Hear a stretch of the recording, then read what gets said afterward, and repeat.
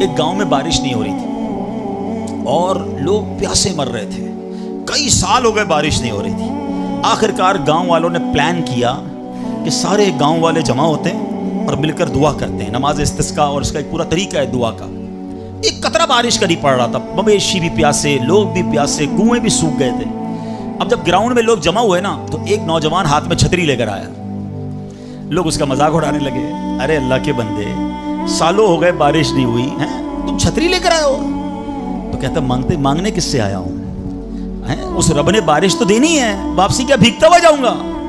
اور علماء کہتے ہیں جب دعا شروع ہوتی ہے تو اتنی بارش ہوتی ہے کہ پورا گاؤں بھیگتا جاتا ہے, وہ نوجوان چھتری کے سائے میں جا رہا ہے. فرمایا یہ اس نوجوان کا یقین تھا جس کی وجہ سے یہ بارش ہوئی ہے.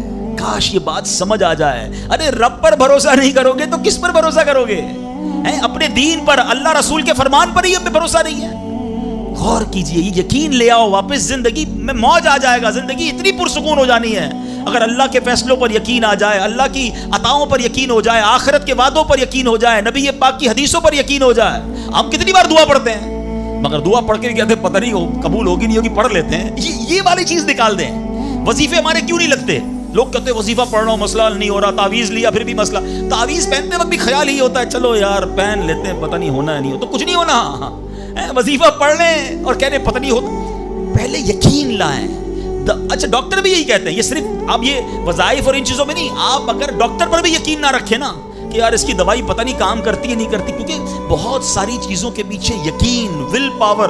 بڑا خوبصورت جملہ میں نے کتاب میں پڑھا تھا کہ جو لوگ کہتے ہیں یہ ہو جائے گا ان سے ہو جاتا ہے, جو لوگ کہتے ہیں یہ نہیں ہوگا ان سے نہیں ہوتا ہے. کاش یہ بات سمجھ آ جائے آپ کو. ہو جائے گا, آپ کر لو گے. بڑے بڑے کام لوگ کر جاتے ہیں, میں کر لوں گا انشاءاللہ, پتہ نہیں ہوگا نہیں ہوگا, ٹرائی کر لیتا ہوں, پہلے ہی سمجھ لو نہیں ہوگا.